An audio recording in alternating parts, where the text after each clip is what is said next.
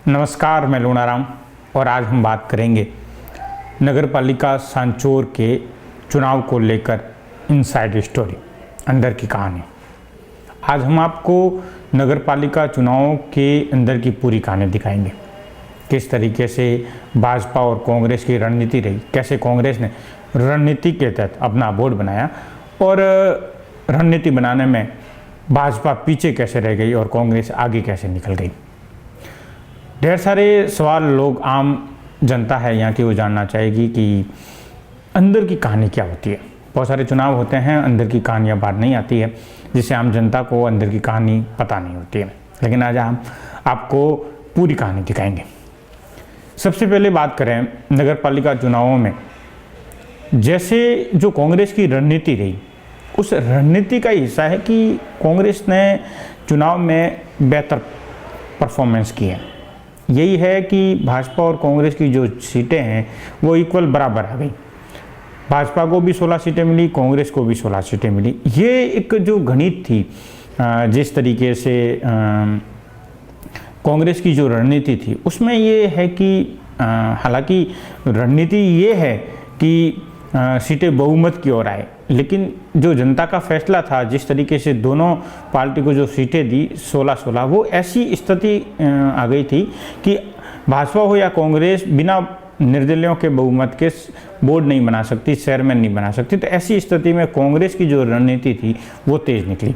लेकिन अब बात करें कि टिकटों में क्या हुआ, क्या समीकरण रहे, किस कारण भाजपा को जो 16 सीटें तक सिमट कर रह गई, रीजन क्या रहे, और बहुत सारे और भी सवाल होंगे। जैसे बात करें तो सबसे पहले बात कर रहे हैं कि भाजपा की सीटें कम होने का कारण यह है कि भाजपा में जो टिकट वितरण को लेकर जो प्लानिंग थी, उसमें कहीं ना कहीं भाजपा फेल नजर आई। क्योंकि बहुत सारी जैसे 35 सीटें हैं, 35 वार्ड है, तो 35 टिकटें जो जैसे उम्मीदवार उतारने थे भाजपा को, लेकिन जैसे कुछ ऐसे वार्ड जैसे जिनको लेकर सब नेताओं का जो सामंजस्य था, जो बातचीत थी, वो सहमत नहीं हो पाई थी। वार्ड नंबर 2, जिनकी भी टिकट को लेकर दोनों सभी नेता एक राय नहीं थे। ये भी था कि कुछ नेता विरोध कर रहे थे कि 2 नंबर में जो टिकट दी जानी है वो किसे दी जाए, ये तमाम एक राय नहीं थे। और वार्ड नंबर 9 की बात करें, यहाँ भी वही जो स्थिति थी कंफ्यूजन की, सभी नेता एक राय नहीं थे। और भी बहुत सारी सीटें हैं। वार्ड नंबर 20 में भी भाजपा की एक ऐसे सीधे गिने तो भूली थी, जो रणनीति थी टिकट वितरण को लेकर, वो फेल नजर आई बीजेपी की। और यही कारण है कि बीजेपी में टिकट वितरण का जो ढांचा, जो कार्यकर्ताओं से लेकर किस तरीके से अपन देखें कि एक पार्टी जब चुनाव में उतरती है और उनको कैसे टिकट वितरण को लेकर एक फोकस देना होता है, इसमें नेताओं की एक राय नहीं होना, ये भाजपा के लिए एक हार का कारण ये भी नजर आता है। ये मंथन की बात है, हालांकि उनकी पार्टी के अंदरूनी मामले हैं। लेकिन जो बाहर चीज़ें आती है, उसमें अगर एकदम सटीक विश्लेषण करें इन सब चीज़ों का, तो ये मैं मानता हूँ कि भाजपा के लिए टिकट वितरण में जो कमियां रही है वो भी एक कारण है। एक वो भी एक कारण नहीं, एक बड़ा कारण है भाजपा के लिए। अगर 2-3 टिकटें अगर सही जाती और वो अगर सीटें जीत कर आती, तो भाजपा के लिए एक बेहतरीन परफॉर्मेंस हो सकती थी, बहुमत भी मिल सकता था। क्योंकि 16 पे अटकी थी, 18 पे बहुमत था, तो शायद भाजपा के लिए इन चीज़ों पे मंथन की शायद ज़रूरत हो अंदरूनी पार्टी के मामलों में। दूसरा, जैसे बात करें कि टिकट वितरण के बाद में जो कैंपेन थी, वो भाजपा की ऑलमोस्ट जो सब वार्डों में कार्यालयों का उद्घाटन या तमाम जो चीज़ें देखने को मिली, वो भाजपा की। और कांग्रेस की बात करें तो लगभग जहाँ उम्मीदवार कांग्रेस और भाजपा ने उतारे थे, वहाँ ये चीज़ें इक्वल देखने को मिली। अब एक विश्लेषण सटीक में ये भी अपन समझते हैं कि कांग्रेस की रणनीति टिकट वितरण में कैसी रही। कांग्रेस की रणनीति टिकट वितरण में देखा जाए तो जिताऊ उम्मीदवारों को उतारने के बाद जहां ऐसा लग रहा था कि भाजपा के गढ़ हैं और जहां पर कांग्रेस भाजपा को सीधे टक्कर नहीं दे सकती है, तो वहां पे उनकी एक रणनीति मेरे को एक महत्वपूर्ण देखने को मिली। कि वहां पर जिस तरीके से राज्य मंत्री सुखराम बिश्नोई ने जो वास्तव में रणनीति को लागू करके धरातल पे, और जो निर्दलीय तो थे उनको कांग्रेस उम्मीदवार नहीं उतार कर वहाँ सपोर्ट किया। जैसे वार्ड नंबर 18 की बात करें, वार्ड नंबर 2 में बात करें, 2 में तो कामयाब भी हो गए, उनकी रणनीति कामयाब भी हुई। और कांग्रेस ने जिनको समर्थित निर्दलीय उम्मीदवार जो उतारे थे, तो यहाँ पे निकल के आए। ऐसे जो समीकरण बात करें कांग्रेस और भाजपा दोनों के टिकट वितरण में, तो भाजपा में कुछ कमियां रही है, कांग्रेस में नहीं। लेकिन एक बात और है, देखो दो चीजें और अपन इस में देखेंगे। एक बात ये भी रही है कि कांग्रेस की कुछ कमियां अगर टिकट वितरण में है तो वो भी सामने आई है, ऐसा नहीं है कि नहीं है। इसमें जैसे माने कांग्रेस पूरी तरह टिकट वितरण में पास हो गई हो ऐसा भी नहीं है, क्योंकि जैसे दिलीप खोरवाल जो अभी निर्दलीय पार्टी से जीत के आए, उन्होंने टिकट मांगी थी, उनकी एन वक्त पे टिकट काट दी गई, नाराज होकर बागी चुनाव लड़े, जीत गए, तो ये कांग्रेस के लिए एक झटका ही था। हालांकि बाद में उन्होंने कांग्रेस को समर्थन दे दिया, ये कांग्रेस के लिए एक अच्छी खुशी की खबर रही, और जिसके निर्दलियों के सारे बोर्ड बन गया, चेयरमैन बने, उपाध्यक्ष बने नगर पालिका में। अब बात करें वार्ड नंबर जैसे केवल चंद सेठिया के वार्ड की, तो जो अभी निर्दलीय जीत के आए, उनके वार्ड की स्थिति को भी लेकर अगर समकक्ष माने तो कांग्रेस ने उनकी टिकट काट दी थी। वो भाजपा में संपर्क में रहे, भाजपा में उनकी अंतिम दौर तक बैठ के होती रही, कई नेताओं के साथ बैठ के हुई, और एन वक्त पे ऐसा था कि हाँ उनको बीजेपी की टिकट दी जा सकती है, लेकिन फिर अंतिम बैठक में कुछ निर्णय उल्टे हो गए, कुछ कारणवश, जो भी कारण उस समय देखने को मिले, जिसके कारण वो भाजपा उन्हें टिकट नहीं दे पाई। और जब भाजपा ने उनको टिकट नहीं दिया और भाजपा ने खुद का उम्मीदवार सवाराम को वहाँ पे उतारा, तो ये इक्वल ये रहा कि अगर कांग्रेस ने टिकट काट दी तो कांग्रेस के लिए एक ऐसा था कि कांग्रेस अगर केवल चंद सेठिया को टिकट देती तो वो जीत के आते। अब अगर टिकट देना या नहीं देना ये स्थितियां अलग हो जाती है, लेकिन एक ऐसा रहता है कि कांग्रेस ने टिकट नहीं दी, बाकी चुनाव लड़ते हैं और जीतते हैं, तो ये कांग्रेस हो या भाजपा दोनों के लिए महत्वपूर्ण हो जाता है कि उस पर एक बार विचार किया जाए। दूसरा देखें कि भाजपा केवल चंद सेठिया के वार्ड में जैसे कन्फ्यूजन में रही है, उतना कन्फ्यूजन का रहने का रीजन ये भी है कि उनकी जो जितनी ताकत दिखानी चाहिए थी उतनी शायद वो वहाँ पे लगा नहीं पाए। अब टिकट वितरण में दोनों पार्टियों के जो कमियां रही या जो रणनीति रही उस पर अपन ने चर्चा की है। इसमें ऑलमोस्ट निर्दलियों को जैसे चुनाव में उतारना और उनको समर्थन देना, ये कांग्रेस की रणनीति काफ़ी अच्छी मानी जा सकती है, जिसके सारे जैसे 2 नंबर के निर्दलीय का समर्थन मिला, जिनको अभी उपाध्यक्ष बनाया गया है, तो ये कांग्रेस को एक अच्छा परफॉर्मेंस के तौर पर देखा जा सकता है।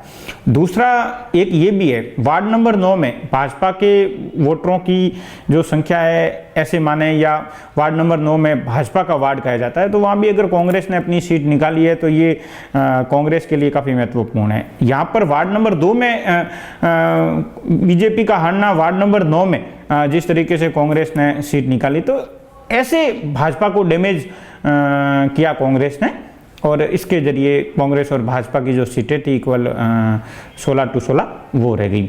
दूसरा एक ये भी है कि कांग्रेस में टिकट वितरण को लेकर वन में अपन बात करें कि राज्य मंत्री सुखराम बिश्नोई के हाथ में पूरी कमान थी, पूरे चुनाव की कमान थी, नगर पालिका चुनाव की। जो निर्णय लिए गए, जो टिकटें दी गई, वो तमाम थे।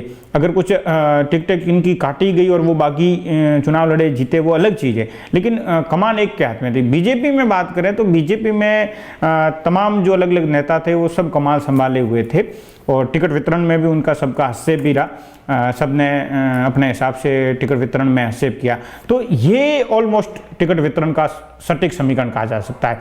अब बीजेपी में जो फेलियर रहा टिकट वितरण में वो सामने है, और टिकटें अच्छी भी गई है, तो जिसके चलते 16 तक बीजेपी पहुंची भी, ऐसा नहीं है कि सब टिकटें गलत चली गई हो। लेकिन ये एक अंदर की बात है कि भाजपा में सब नेता एक राय नहीं होना, और टिकट वितरण में ये दर्शाता है कि भाजपा अगर एक राय, सभी नेता एक राय होकर अगर जीता हुए उम्मीदवारों पर फोकस करती तो शायद भाजपा इस बार नगर पालिका चुनाव में बाजी मार सकते थे। लेकिन टिकट वितरण पे खासा फोकस बीजेपी और कांग्रेस दोनों को लेकर कहें तो बीजेपी का इतना ऑलमोस्ट सही नहीं कहा जा सकता, कांग्रेस ने रणनीति में काफ़ी काम किया है। अब बात आते हैं कांग्रेस के, जैसे दिलीप खोरवाल और केवल चंद सेठिया, ये 2 टिकटें अगर जाती तो क्या स्थिति रहती, वो और काट दी तो क्या स्थिति रही, ये सब चीज़ें सामने आ चुकी है। अब अपन बात करेंगे कि जब 16-16 सीटें जनता ने दे दी, 3 निर्दलीय जीत के आए, जिसमें वार्ड नंबर 2 से जो निर्दलीय जीत के आए वो तो कांग्रेस के खेमे में पहले से ही थे, तो वार्ड 2 निर्दलीय दिलीप खोरवाल और केवल संसेटिया, ये 2 निर्दलीय थे। उनको कांग्रेस ने अपने खेमे में लेने को लेकर जो रणनीति बनाई, वो वाकई मानना पड़ेगा कि राजनीति में किस तरीके से समय के साथ में समीकरण बदलते हैं और किस तरीके से खेमेबाजी होती है, किस तरीके से पूरी रणनीति बनाई गई नगर पालिका चुनाव में। इसमें एक बात और है कि भाजपा 2 उम्मीदवार जो निर्दलीय पार्षद थे उनको अपने खेमे में नहीं ले पाई, या तो उनके पास पहले से तैयारी मान लो, या जिस तरीके से नेताओं की जो कैंपेन थी, या ज़्यादा नेता थे जिससे वो निर्णय नहीं ले पा रहे थे, ये वगैरह वगैरह, ये बहुत सारे सवाल सामने हैं। तो ये तो भाजपा के लिए ये तो चीज़ मोस्टली है कि ज़्यादा नेता होने से किसी पे डिसीजन लेना ये थोड़ी दिक्कतें होती है। और जैसे बात करें कांग्रेस में, तो कांग्रेस में इन चीज़ों पर काफ़ी महत्वपूर्ण रहा कि कांग्रेस ने उन दोनों निर्दलीयों को अपने खेमे में लेने के लिए राज्य मंत्री ने पूरी ताकत झोंक दी थी। और जब पूरी ताकत झोंक दी थी, फिर 1 या 2 दिन जो लगे हैं परिणाम आने के बाद में, तो दोनों निर्दलीय जब खेमे में पहुंच गए तो शायद ये स्थिति क्लियर हो गई थी कि कांग्रेस के पास में 16 + 3 19 वोट हो चुके हैं। तो ऐसे में कांग्रेस ही बोर्ड बनाएगी, बहुमत कांग्रेस के पास आ चुका है, 3 निर्दलीय 16 कांग्रेस के पार्षद। अब बात करें बीजेपी, बहुमत हासिल करने में 16 सीटें आई, तो बहुमत वैसे बीजेपी को मिला नहीं, और जो निर्दलीय जीत के आए उनको अपनी खेमे में ले नहीं सके। तो ऐसे में बीजेपी के पास तो बहुमत था नहीं।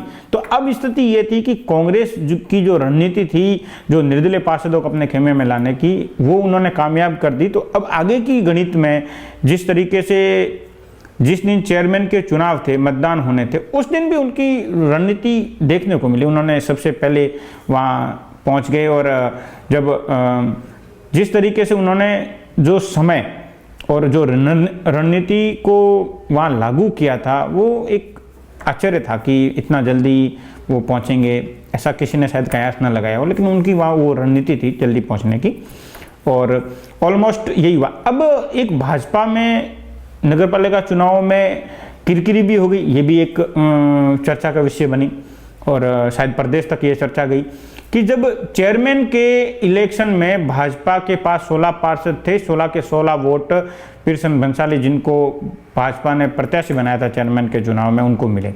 लेकिन जैसे उपाध्यक्ष के चुनाव में दिलीप राठी को उपाध्यक्ष के लिए प्रत्याशी बनाया गया, तो उनमें जो वोट आए, जो मतदान हुआ, उसमें 1 वोट कम आया।